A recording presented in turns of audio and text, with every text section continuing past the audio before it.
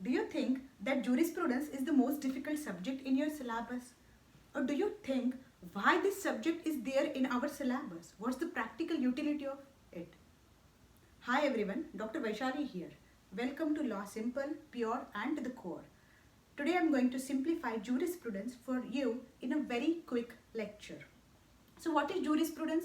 Juris plus prudence. Juris means law and prudence means knowledge. So knowledge of law is jurisprudence. That's it. So what is there in the jurisprudence?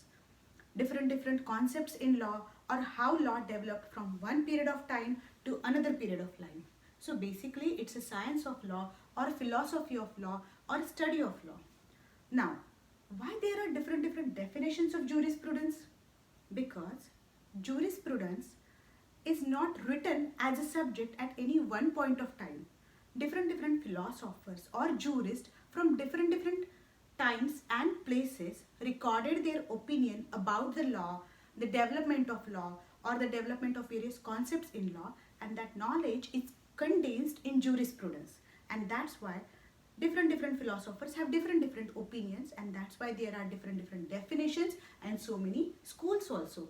But these are really easy to understand if you know the logic behind it. Now, second thing, why jurisprudence is there in your syllabus? So what's the practical utility of it? You are going to be a lawyer or a judge or a professor or a corporate lawyer. So why jurisprudence is even there? Do you know jurisprudence provides a concrete knowledge about various concepts in law, like concept of property, concept of possession, concept of right, concept of duty, concept of liability.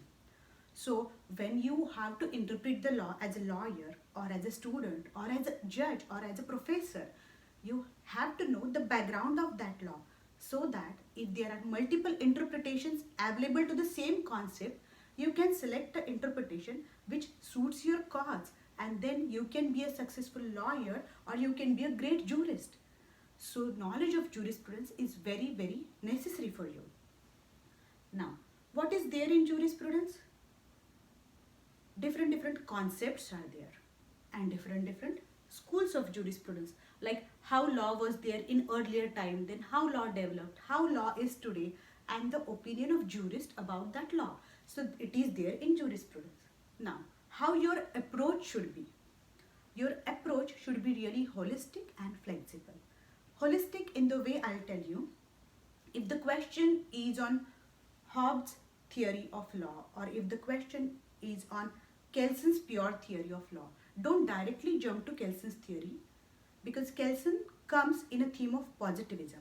So first explain positivism, how it is a school of law, then how many philosophers are there, what is the place of Kelson, what Kelson says about law, is there any criticism, whether Kelson is there in Indian legal scenario? Yes, there are so many cases.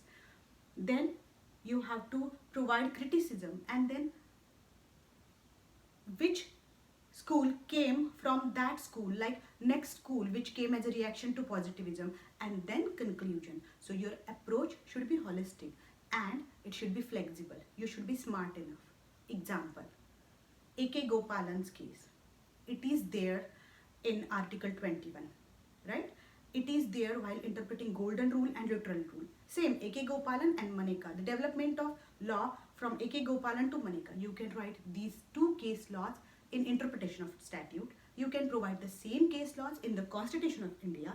You can write the same case laws in jurisprudence while explaining positivism and realism. So it is all about how smart you are and how smartly you apply your knowledge in an answer. So stay tuned and let us go through these schools of jurisprudence very quickly. As you all know, law keeps changing. Law was something else earlier, now it is something else. A social problem arises, law changes. Earlier, child marriage was a law. Now, child marriage is banned after independence. Earlier, system of sati was a social law. Now it is banned after independence. Earlier, gay marriages were not allowed, but this worldwide scenario is changing regarding gay marriages. So society is changing and law is also changing, and these schools record those changes in law, how it is changing, and then how to interpret it in changing scenario. So while studying for these schools, remember one thing, there is a there is a clear historical link between one school and another school. One school was there at an earlier period of time, and then when the time passed, next school came as a reaction to other school or as a synthesis of two or more schools. Then some of them are contemporary. For example, historical and positivism, they are contemporary. Contemporary means they were there at the same period of time. Then they have different names and it is confusing, but you have to know all the names. For example, pure theory of law is nothing but part of positivism. Then historical school and then philosophical school, they are pretty much merged. So you have to remember their different names as well. What is natural law? Law made by nature. So early human being who was living in caves or who was living in a jungles, he was getting fascinated by each and every natural wonder, and he believed that this is happening because nature wants it or God wants it. And that's why he said that nature makes a law for human being or God makes a law for human being. Afterwards, human beings started thinking that nature makes a law for human being, but nature gives brain or reason to human being, and by using that brain, person can decide between what is good and what is bad. So that law is nothing but natural law. After some years, this law developed, and what happened? Historical school came.